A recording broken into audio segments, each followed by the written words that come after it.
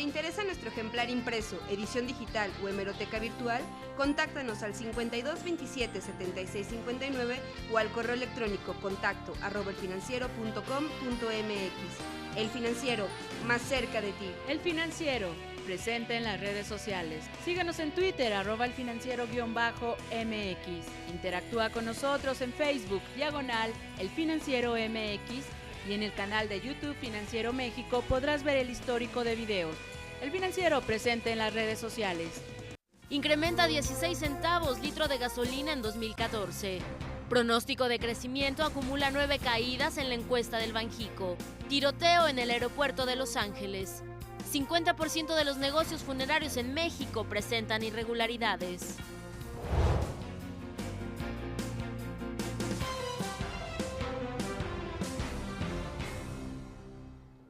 Hola, ¿qué tal? Muy buenas tardes, gracias por acompañarnos. Les saluda Lucero Álvarez Urrantia, bienvenido al Financiero Noticias. La Asociación Mexicana de Empresarios Gasolineros aseguró que el impuesto por uso de combustibles fósiles, que contempla la reforma fiscal aprobada por el Congreso de la Unión, provocará que el precio de la gasolina magna a partir de enero suba 16 pesos con 21 centavos por litro y el de la Premium 19 pesos con 27 centavos. Estimó además que en enero la gasolina magna se venda en 12 pesos con 38 centavos y la Premium en 12 pesos con 80 centavos, considerando por supuesto de esta manera el deslizamiento mensual que se mantendrá.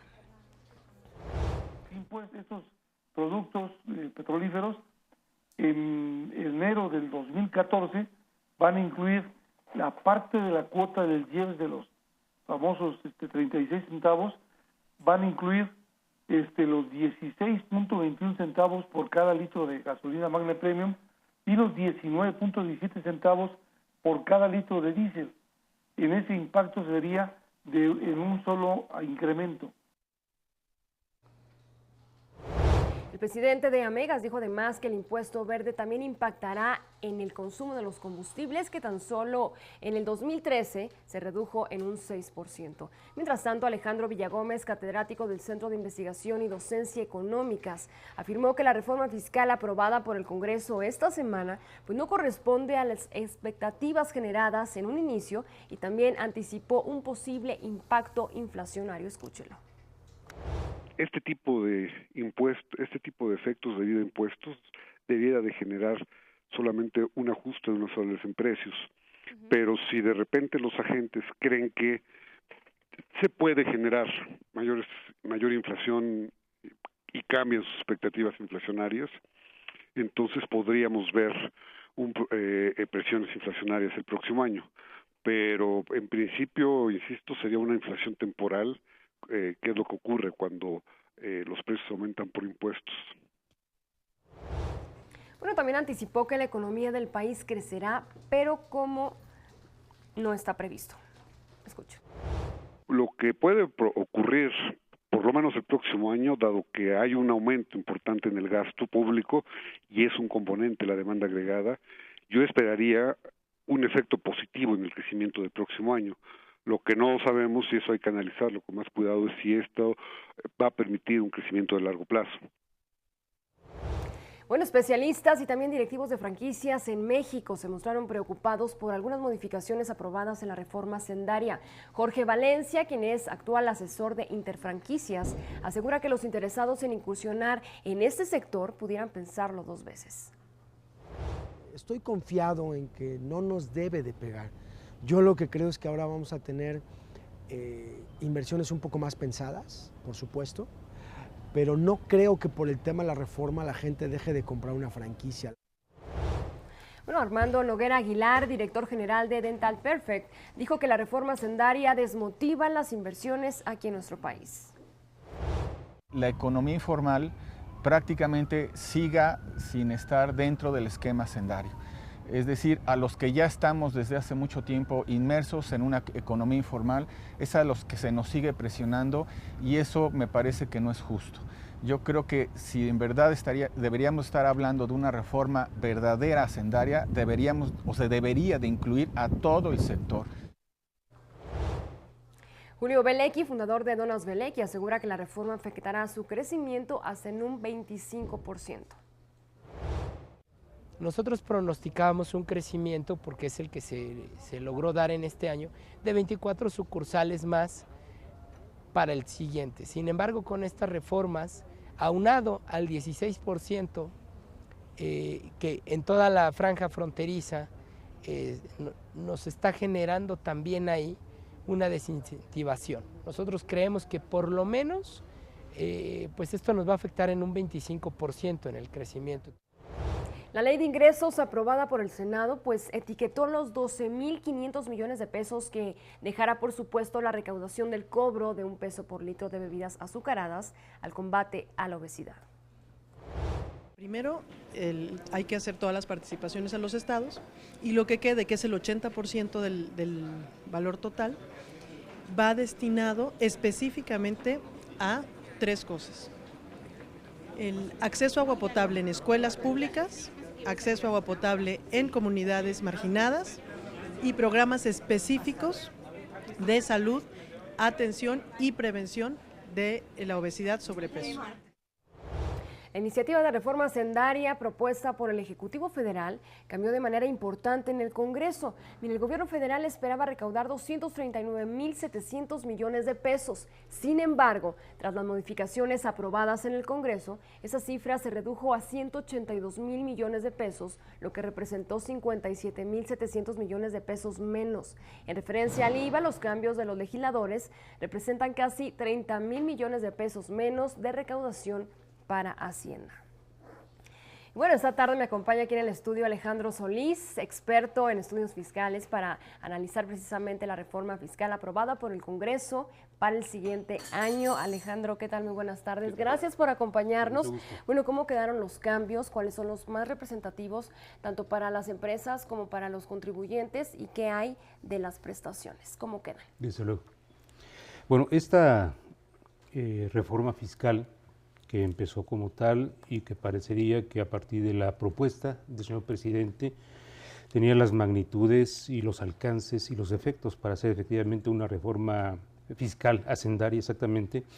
Por todos estos procesos que siguió la reforma se fue adelgazando hasta perder una parte muy importante de sus propósitos sustantivos. Yo no sé, y es un asunto desde luego polémico, de discusión, si a estas alturas del proceso podríamos hablar de una reforma fiscal o simplemente estamos hablando de un ajuste de impuestos para asegurar el presupuesto de ingresos de la Federación para el año 2014. Dentro de las cosas que vale la pena destacar en esta miscelánea fiscal, posiblemente más que reforma fiscal, se contemplan los impuestos especiales a las bebidas azucaradas y a lo que se denomina o se conoce como alimentos chatarra, exactamente, con el argumento de los problemas de obesidad que estos generan. De todos es conocido pues las reacciones y las posiciones que han asumido los empresarios de ese sector, que desde luego es un sector importante. Sin embargo, hay puntos encontrados a este respecto y dos importantes. Uno, que parece que a pesar de ser esto un asunto conocido en términos de problemas de obesidad, la industria azucarera, en todas sus manifestaciones, no ha hecho demasiado por sustituir los endulcorantes que hacen verdaderamente efectos perniciosos en la salud de la gente, sobre todo de los infantes. No se invierte mucho en investigación y desarrollo en esos aspectos, entonces parecería que uno de los planteamientos de este grupo es mantener las condiciones como son actualmente con un alto nivel de productividad, de impacto y de consumo en el sector nacional. Eso del lado del sector de los fabricantes. Del lado del gobierno, un asunto que parece preocupante en muchos aspectos es que los ingresos a derivarse por parte de estos impuestos especiales a estos productos no están etiquetados, no están claramente etiquetados, y esto es un asunto que preocupa a muchísima gente que está viendo cómo se está conformando el presupuesto 2014, exactamente. Parece que el argumento reiterativo es vigilar y cuidar la parte de la salud y de la obesidad de los mexicanos en ese sentido. Sin embargo, esta partida no está claramente identificada ni etiquetada para su asignación a estudios de laboratorio, de medicina, de equipamientos en las escuelas, en los bebederos y todo esto que hemos visto. Y entonces hay una interrogante ahí importante, ¿no? Una parte que parece interesante fue la parte del impuesto sobre la renta a los ingresos de las personas físicas, que respecto de lo que se había propuesto originalmente por parte de la presidencia, tuvo unos ajustes, me parece sí importantes en términos de escalamiento de impuestos respecto de las diferentes etapas de ingresos de las personas físicas en ese sentido. Parece que esto responde con más precisión al espíritu fundamental de la parte impositiva, es quien más tenga, que más pague.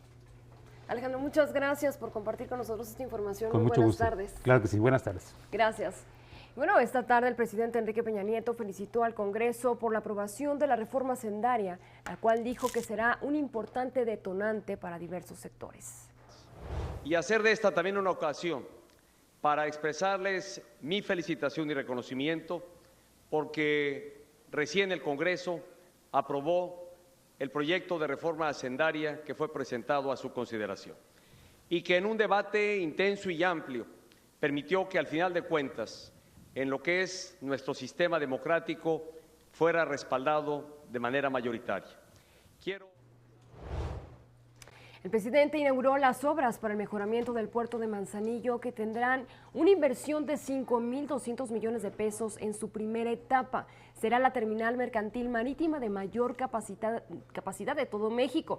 El secretario de Comunicaciones y Transportes, le hablo de Gerardo Ruiz Esparza, anunció que las obras de reconstrucción del puerto mercantil permitirían la creación de 1.500 empleos directos y otros 3.500 indirectos. Solo como un dato, el día de hoy en todo el país se manejan 4.8 millones de contenedores.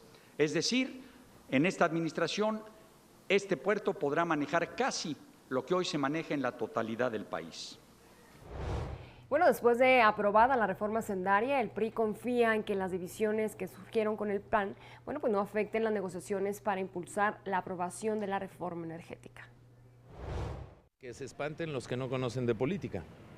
Me parece que en política la construcción de acuerdos se hace todos los días. Me parece que en el PAN hay hombres y mujeres valiosísimos para México. El PAN ha dicho que si no hay reforma política, no hay reforma energética, porque es el modelo de la democracia mexicana. Yo, más que debatir ese tema, parcialmente lo comparto. Creo que primero tendrá que ir la política y después la energética. Mientras tanto, el presidente de Cemex México, Juan Romero Torres, también habló de la reforma energética. Miren, en entrevista con El Financiero, el empresario dijo que esta iniciativa es de mayor trascendencia en nuestro país. Señaló además que con su aprobación se espera un crecimiento del Producto Interno Bruto de aquí de México de 1.5%. Es una reforma que, si se aprueba en los términos que está, seguramente va a hacer que el país tenga o reciba una inversión importante y por tanto creo que es buena, no para nosotros, creo que es buena para el país. Y en otras noticias, el Banco de México informó que especialistas del sector privado ajustaron a la baja sus expectativas de crecimiento para el Producto Interno Bruto de nuestro país por novena ocasión consecutiva. La llevaron de 3.59 a 3.41% para el próximo año, para el 2014. Entre los principales motivos que pudieran influir en este crecimiento menor se encuentra la debilidad del mercado externo y la política fiscal, además de las modificaciones realizadas en el ámbito fiscal. Y en temas empresariales, la empresa estadounidense Sherwin-Williams ya anunció que buscará reunirse con la Comisión Federal de Competencia Económica de aquí de México la próxima semana para evaluar si hay fundamentos para volver a presentar su solicitud de aprobación de compra de Comex. Mire, la firma no apelará jurídicamente la decisión de la Comisión Federal de Competencia Económica. Las acciones de Sherwin-Williams perdieron 1.5%, registrando así su nivel más bajo desde el 24 de octubre pasado. Y Robert Fraley, vicepresidente ejecutivo de Monsanto, habló sobre la importancia de la biotecnología en la agricultura mexicana.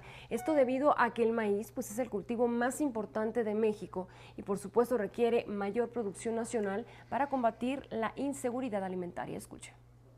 Requires the importing of almost as much corn as Mexico produces, and that's corn that's imported from the U.S., from Brazil, from other countries in Latin America, and that represents billions and billions of importation dollars that are being spent.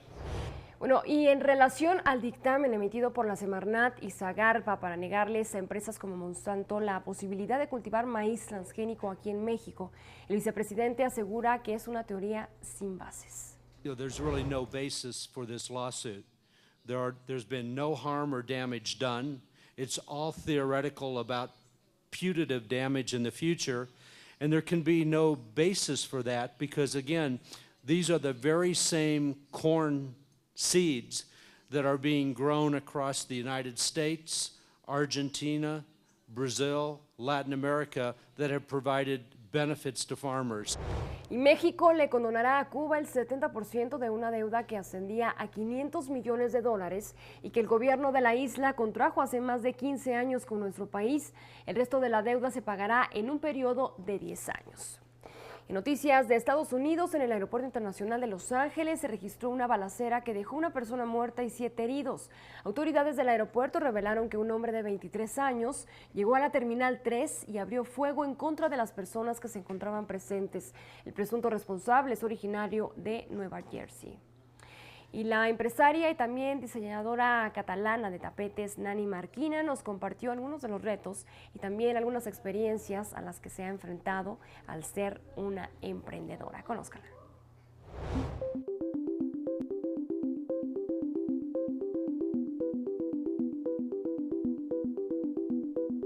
Nani Marquina es una mujer catalana, apasionada y multifacética, diseñadora, emprendedora y empresaria. Yo fundo mi empresa en el 87 debido a que no existen fabricantes que los diseñadores trabajamos para empresas, para fabricantes, para productores. Como diseñadora, sin experiencia en los negocios, decide explorar un océano azul, donde ve oportunidad de negocio y poco a poco se va convirtiendo en empresaria a pesar de las dificultades. La visión está de exportar, de abrirse, ¿no? De no quedarse con el mercado nacional. Francia, Italia y Alemania fueron los primeros países donde comenzó a exportar. Trabajar de manera artesanal con los materiales, los tejidos, las texturas y las formas es lo que le permitió innovar en sus diseños y reinventar el mercado de las alfombras. Aportamos materiales reciclables, como por ejemplo ruedas de cámaras de bicicleta. Su empeño, creatividad y valentía le merecieron ser la primer mujer galardonada con el Premio Nacional de Diseño en España. Producir en México es uno de los proyectos que tiene en mente, ya que la posibilidad de trabajar con tintes naturales la dejó sorprendida. La idea está de estar aquí en Oaxaca 4 meses, seguramente más relajada, pero con la cabeza muy abierta y muy creativa. Nani Marquina, mujer diseñadora y empresaria, busca dejar huella con la carga emocional de los colores, las sorpresas, las formas y el tacto de sus alfombras. Para El Financiero Noticias, Susana Sáenz.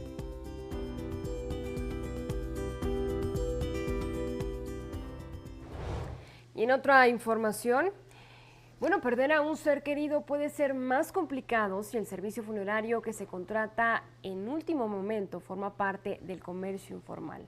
Francisco Velázquez nos tiene una historia. Hay gente que se para en el hospital a decirte, oye, yo por 10,000 pesos te hago todo, por 8,000 pesos te hago todo, y dices, va, y ya cuando tienen a tu familiar ahí, la verdad es que te empiezan a decir, pero faltaba el ataúd, pero faltaba la fosa, pero faltaba la cremación, y entonces se te duplica el presupuesto. Tras la muerte de su padre, Fabiola fue víctima de las llamadas cajoneras, negocios funerarios que operan de manera irregular y no cumplen con lo pactado. El precio acordado hace 17 años pasó de 12,000 a 18,000 pesos, pues surgieron gastos que no le informaron con anticipación. El trato que recibió el cuerpo de su papá tampoco fue digno, lo que además significó un trago amargo para la familia. Ni me quiero acordar de él porque yo sí tengo muchísimo resentimiento. Todavía me acuerdo y me enoja, ¿no? Me enoja haber sido tonta y no haber decidido bien. El incumplimiento de contrato y la operación de negocios que operan fuera del marco legal continúan. De acuerdo con la Dirección de Contratos de Adhesión de la Procuraduría Federal del Consumidor, hasta mayo del 2011 solo 329 agencias funerarias tenían registrados sus contratos ante este organismo. Según funerarias formales consultadas, es posible que el 50% de todos los negocios funerarios del país presente irregularidades. En el Distrito Federal se estima que este problema, que puede ir desde la venta de un ataúd usado hasta encarecimiento imprevisto, alcance a entre el 10 y 12% del total de los decesos. Muchas veces esos ataúdes son comprados ya para un segundo uso, que se los compran a veces de los panteones cuando desechan ataúdes, o muchas veces a las funerarias como las del gobierno. Para evitar ser víctima de los también llamados coyotes, la Profeco recomienda comprar esos servicios antes de necesitarlos, cerciorándose de hacer la mejor elección. Una persona que sea responsable, que sea seria, deberá siempre pensar no nada más en solventar en vida las cosas, sino también cuando uno trasciende, dejar esta previsión establecida para que nuestras familias no tengan problemas en esos momentos. Fabiola aprendió la importancia de prevenir tras la muerte de su padre. Hoy pide a la gente que exija garantías por medio de contratos. La persona que tiene ese negocio funerario de barrio puede ser la más encantadora, la más simpática, incluso buena gente, pero el negocio es otra cosa. El negocio ya se trata de dinero. Para el Financiero Noticias, Francisco Velázquez. Hasta aquí la información más relevante de esta tarde. Muchas gracias por acompañarnos. Le informó Lucero Álvarez. A nombre de todo el equipo, gracias por estar con nosotros como cada tarde. En el marco del Día de Muertos, los dejo con estas calaveritas, obra de nuestro compañero Juan Alarcón.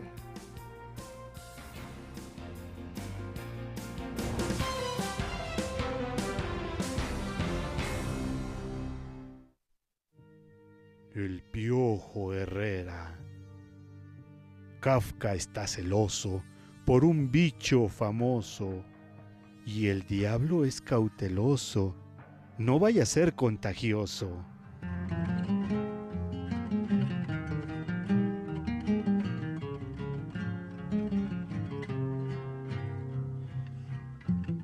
Elecciones. El IFE agoniza, el INE lo enterrará y el voto se ruboriza porque nada cambiará.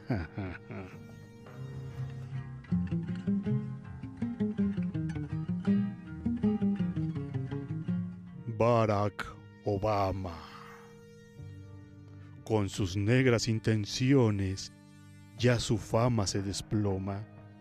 Y con esas conclusiones lo mandamos a la goma.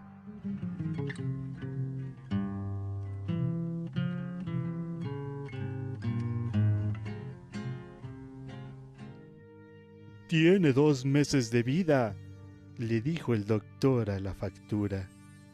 Váyase en paz, querida, que ya ni con acupuntura.